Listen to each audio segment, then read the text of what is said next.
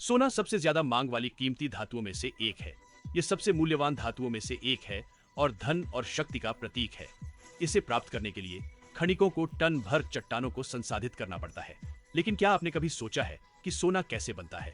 याद दिला दें, हमारे पास पहले 1000 ग्राहकों के लिए आपकी पसंद की $100 मूल्य की वस्तु का उपहार है। जल्दी करें और इसे मिस न करें। हमने संयुक्त राज्य अमेरिका में सबसे बड़े सोने के भंडार और दुनिया के सबसे बड़े भूमिगत सोने के भंडार का दौरा किया ताकि पता लगाया जा सके कि खदानों से सोना कैसे निकाला जाता है और इसे ग्रह पर सबसे सुरक्षित स्थानों में से एक में कैसे संग्रहित किया जाता है। अरबों साल पहले ग्रह पर उल्का वर्षा हुई और अपने साथ सोना लेकर आई। वे जो कुछ भी लाए थे वह तब तक दफन रहा जब तक खनिक नहीं आ गए और इस चमकदार स्वर्ण धातु के लिए जुनून शुरू नहीं हो गया। कैलिफोर्निया में सोने की खोज करने वालों को इसकी परवाह नहीं थी। सोना कहां से आया? वे अमेरिकी सपने का पीछा करते रहे और सोना उन्हें करोड़पति बना सकता था। उन्हें यह नहीं पता था कि उनके पैरों के नीचे सोने का एक ऐसा समुद्र था जिसकी कल्पना उन्होंने कभी नहीं की थी। अत्यधिक गर्म सिलिका सोना पृथ्वी की गहराई से ऊपर आने के लिए बाध्य हुआ और सोने की समस्त मांग की पूर्ति के लिए क्वार्ट्ज शिराओं में क्रिस्टलीकृत हो गया। इसे पहाड़ों में ले जाया जाता है और इससे कहीं ज्यादा कीमती धातु निकाली जाती है जिसकी कोई कल्पना भी नहीं कर सकता। सोना तब तक निकाला या संसाधित नहीं किया जा सकता जब तक कि वह मिल न जाए। पहला कदम यह पता लगाना है कि सोना कहां है। कर्विंग वर्तमान में ज्यादातर सोना सूक्ष्म कणों के रूप में चट्टानों में पाया जाता है जो नंगी आंखों से दिखाई नहीं देते। पूर्वोत्तर नेवादा में सोने का सबसे बड़ा भंडार है। संयुक्त राज्य अमेरिका में सोने से युक्त चट्टानों को खोजने के लिए आवश्यक उपकरण को एक विशाल विद्युत चुंबकीय प्रणाली द्वारा प्रतिस्थापित किया गया है। एक विशाल धातु डिटेक्टर जो आकाश में उड़ता है। यह चुंबकीय रेत और सभी संबंधित घटकों का पता लगाने में सक्षम एक संकेत भेजता है जो सैकड़ों मीटर भूमिगत है। अक्सर सोना इस रेत में पाया जाता है। एरियल अन्वेषण एक महंगी विधि है लेकिन खोज को सीमित कर सकती है। बहुत बड़ी खदान ढूंढना आसान नहीं है, इसलिए आर्थिक जोखिम बहुत ज्यादा है। हर 1000 संभावनाओं में से एक से भी कम को सफलता मिलती है। जब वे एक नस का पता लगाते हैं तो ड्रिलर अपना काम शुरू कर देते हैं। ये मशीनें चट्टान को 2 किलोमीटर गहराई तक ड्रिल कर सकती है।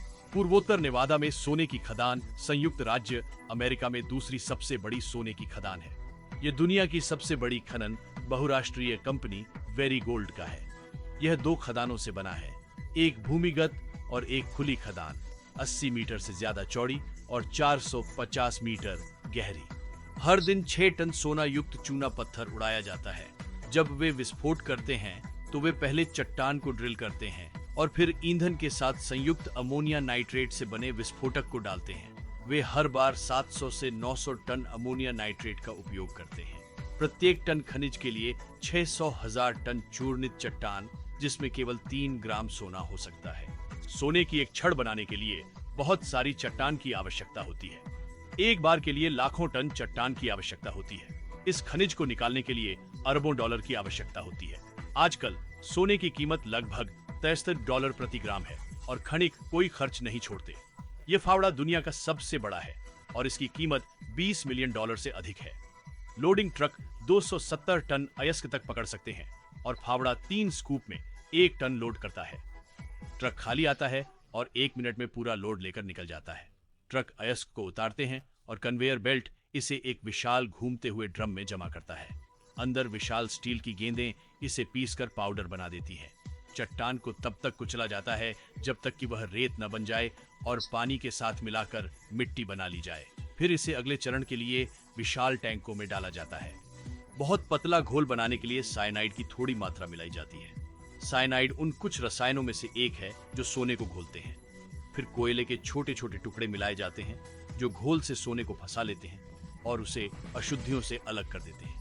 फिर सोने के घोल को इलेक्ट्रोलिसिस से उपचारित किया जाता है और विद्युत प्रवाह के कारण सोना नेवादा खदान में नकारात्मक इलेक्ट्रोड या कैथोड पर जमा हो जाता है और टन सोना निकलता है जिसे खुले गड्ढे वाले खनन के माध्यम से नहीं निकाला जा सकता।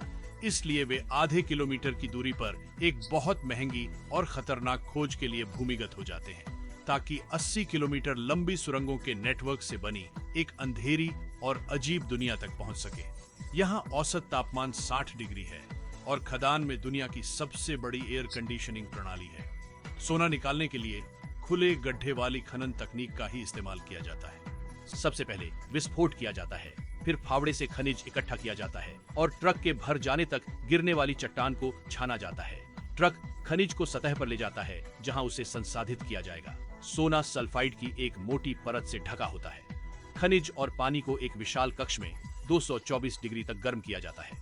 शुद्ध ऑक्सीजन डाली जाती है और अत्यधिक दबाव के अधीन होने के बाद परत टूट जाती है और सोना निकल जाता है। खुले गड्ढे से निकाला गया सोना भूमिगत खनन डंपिंग रूम में समाप्त होता है। अगला चरण गलाना है, जिसके लिए 90% शुद्ध सोने के साथ लगभग 1100 डिग्री सेल्सियस तापमान पर सोना तैयार करना होता है। प्रत्येक पिंड का वजन 25 किलोग्राम होता है, लेकिन इसे प्राप्त करने के लिए खनिकों को 8200 टन तक की चट्टान को संसाधित करना पड़ता है। प्रत्येक पिंड एक ईंट के आकार का होता है और इसकी कीमत $1 मिलियन से अधिक होती है। हर साल खदान से लगभग 26 टन सोना निकाला जाता है, जो $1 अरब से भी ज्यादा के बराबर है। अब सोना रिफाइनरी में जाता है, जहां सभी अशुद्धियां हटा दी जाती हैं। सोने को अंतिम सफाई और पॉलिशिंग चरण से गुजारा जाता है। अंतिम चरण शुद्धता के प्रतिशत के साथ सिल्लियों को चिह्नित करना है। पूरे इतिहास में 120,000 टन से ज्यादा सोना निकाला गया है और उस सोने का एक बड़ा हिस्सा फेडरल रिजर्व के हाथों में चला जाता है। 80 से अधिक वर्षों से बख्तरबंद गाड़ियां मैनहट्टन की संकरी गलियों में घूम रही हैं तथा लाखों डॉलर का सोना लेकर जा रही हैं। और एकमात्र फेडरल रिजर्व बैंक, जिस पर इतना भरोसा किया जाता है कि वह दुनिया की पूरी सोने की आपूर्ति के लगभग 1/4 हिस्से की सुरक्षा कर सकता है। न्यूयॉर्क के फेडरल रिजर्व बैंक का गोल्ड वॉल्ट मैनहट्टन में इसके मुख्य कार्यालय भवन के तहखाने में स्थित है। 1920 के दशक की शुरुआत में निर्मित यह तिजोरी खाता धारकों को उनके मौद्रिक स्वर्ण भंडार को संग्रहित करने के लिए एक सुरक्षित स्थान प्रदान करती है। तिजोरी में अधिकांश सोना द्वितीय विश्व युद्ध के बाद आया था, क्योंकि कई देश अपने स्वर्ण भंडार को संग्रहित करना चाहते थे। एक सुरक्षित स्थान पर सोने की तिजोरी में होल्डिंग्स में वृद्धि जारी रही और 1973 में चरम पर पहुंच गई, जब संयुक्त राज्य अमेरिका ने विदेशी सरकारों के लिए डॉलर को सोने में बदलने की अनुमति निलंबित कर दी थी। अपने चरम पर तिजोरी में 12,000 टन से अधिक सोना था। तब से सोने के जमा और निकासी की गतिविधि धीमी हो गई है और तिजोरी ने समग्र होल्डिंग्स में धीरे धीरे लेकिन लगातार गिरावट का अनुभव किया है। हालांकि तिजोरी आज दुनिया में सबसे बड़ा मौद्रिक स्वर्ण भंडार है। सोना भारी हथियारों से लैस गार्डों से घिरी बख्तरबंद गाड़ियों में यात्रा करता है। फिर वैन से सोने की सिल्लियों को उतारा जाता है और सोने की सिल्लियों का यह छोटा सा ढेर देखने में भले ही बहुत बड़ा न लगे, लेकिन अगर आप इसे अपनी कार के पीछे रखने की कोशिश करेंगे तो आपके टायर फट जाएंगे। अब वे सिल्लियों को दुनिया के सबसे बड़े भूमिगत बख्तरबंद सोने के चैम्बर में ले जाते हैं, जिसकी कीमत $380 बिलियन से भी ज्यादा है। आप इतने सारे सोने का क्या करेंगे? अपनी राय कमेंट में छोड़ें। अगर आप जानना चाहते हैं कि सोने की चेन कैसे बनती है, तो आपको पहले कमेंट में डिस्क्रिप्शन में लिंक मिलेगा। अगर आपको वीडियो पसंद आया हो तो लाइक करें और इसे किसी और के साथ शेयर करें जो इसमें दिलचस्पी ले सकता है। साथ ही सीखते रहने के लिए नोटिफिकेशन एक्टिवेट करके चैनल को सब्सक्राइब करें। अलविदा।